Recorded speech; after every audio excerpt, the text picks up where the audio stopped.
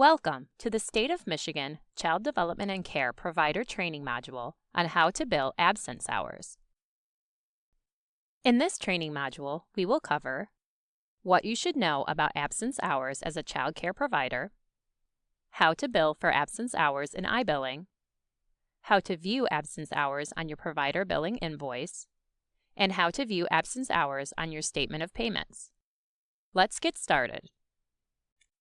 What do you need to know about absence hours as a child care provider? Child absence hours may be billed for any periods in which a child is not in care when he or she normally would be. This includes times when the provider is open for business, as well as when a provider is closed, such as for holidays. Child absence hours are not to be billed after a child's last day in your care.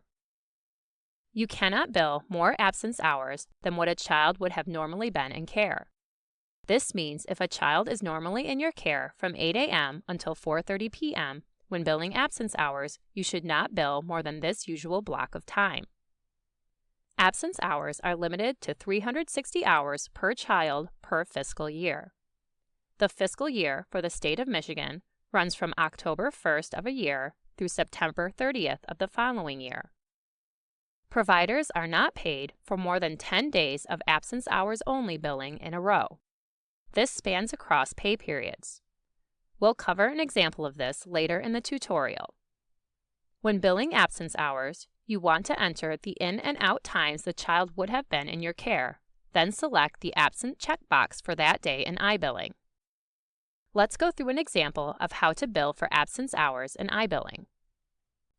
First, begin by logging in to iBilling as you normally would by entering your 7-digit provider ID number and 6-digit PIN.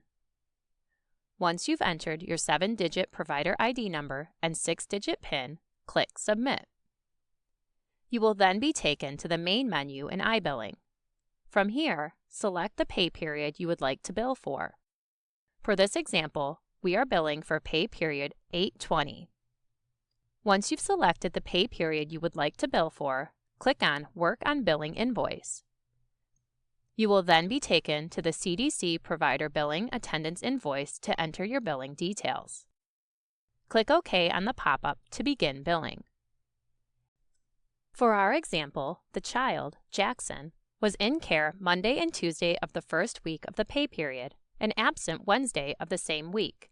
So, we'll enter the child's in and out time of care for Monday and Tuesday first.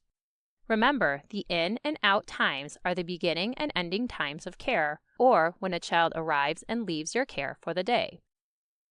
The child was in care from 9 o'clock a.m. until 5:30 p.m. on both Monday and Tuesday. So let's enter those in and out times.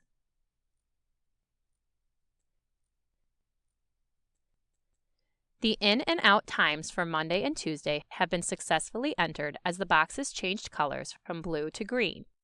The total care hours are also totaled for you below. Now, let's enter the absence hours for Wednesday.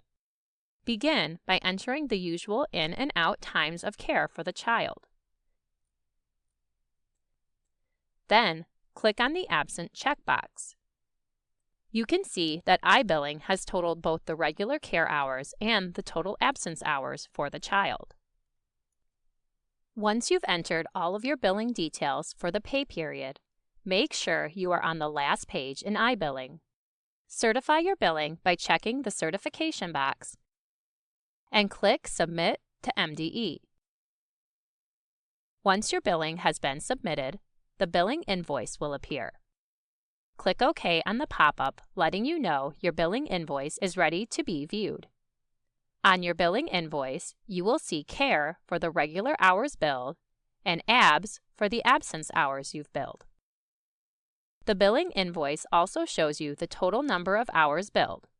In this example, a total of 8.5 absence hours were billed, and this is what is shown on the billing invoice. It's best if you save a copy of your billing invoice for your records.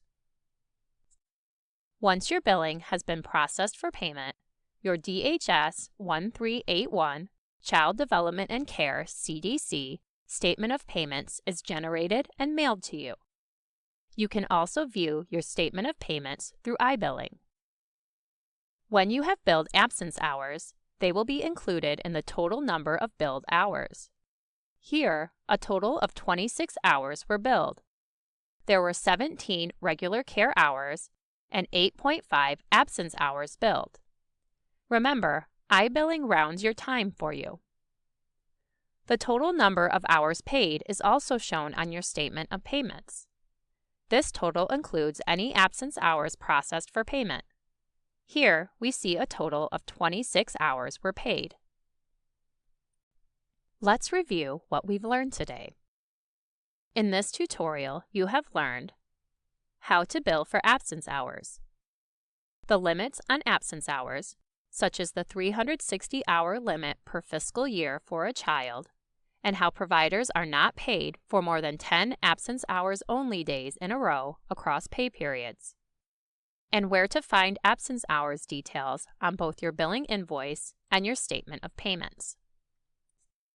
If you need more information on absence hours, you can visit the State of Michigan Child Development and Care website at www.michigan.gov/childcare.